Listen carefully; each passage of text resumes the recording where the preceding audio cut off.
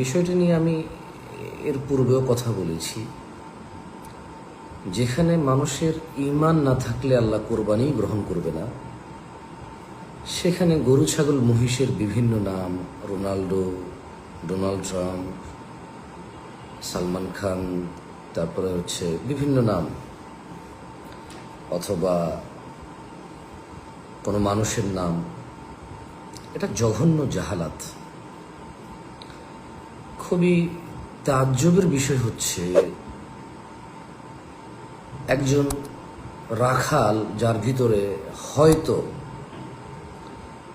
দিন এবং আখেরাতের দুনিয়ার কোনো জ্ঞান নাই, বুদ্ধি নাই, বিবেক নাই, সম্মান বোধ নাই, সে তার জাহালাত থেকে, তার আবেগ এবং তার উচ্ছ্বাস থেকে, তার মনের ইচ্ছা আকাঙ্ক্ষা থেকে যা তা করে বসে, আর তাই উপভোগ করে হাজার হাজার স্কুল পড়ুয়া, মাদ্রাসা পড়ুয়া যুবক যুবতীরা। গরু ছাগলের মানুষের নামে নামকরণ, মানুষকে ব্যঙ্গকরণ, তাও আবার কুরবানির মতো একটি ইবাদত, আত্মত্যাগ, ত্যাগ তিতিক্ষার বিশাল এক প্রমাণ ইবাদতের মধ্যে কুরবানি। কুরবানিকে ঘিরে গরু ছাগল মহিষের বিভিন্ন নামে নামকরণ জাহালাত। আমি জানি না, বড় কোনো আলেম থেকে আপনারা জেনে নিতে পারেন।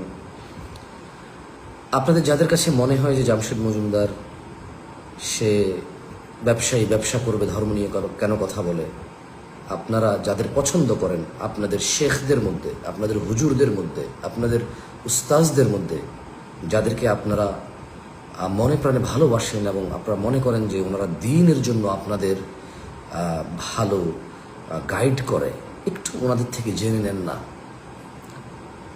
গরুর নাম, ক্রিকেটারের নাম গরুর নাম, ফুটবলারের নাম গরুর নাম, সিনেমা নাটকের নাচ গান করা অশ্লীল ব্যক্তিদের নাম, এগুলো গরুর নাম, গাভীর নাম, নায়িকাদের নাম, এগুলো কাউকে আপনি হেয়তুচ্ছ করতে গিয়ে আপনি আপনাদের ইবাদতকে তামাশা বানাতে পারেন না। বিধর্মীরা ইবাদতকে গান বাজনার নাচের মধ্যে নিয়ে গেছে। বেয়াদিনদের, অমুসলিমদের, মুশরিকদের ইবাদত হচ্ছে গান বাজনা বাজানো, নৃত্য করা, অশ্লীল অঙ্গভঙ্গি এবং উদ্দীপনা, কি বলে এটাকে, উচ্ছ্বাস আর পাগলামো। জাহালাতকে তারা ইবাদত হিসেবে গ্রহণ করেছে। মুসলমানরাও কি তাহলে এখন এগুলো করবে? মুসলিমরাও কি তাহলে এখন এগুলো করবে? মক্কার ভিতরে গিয়ে নানা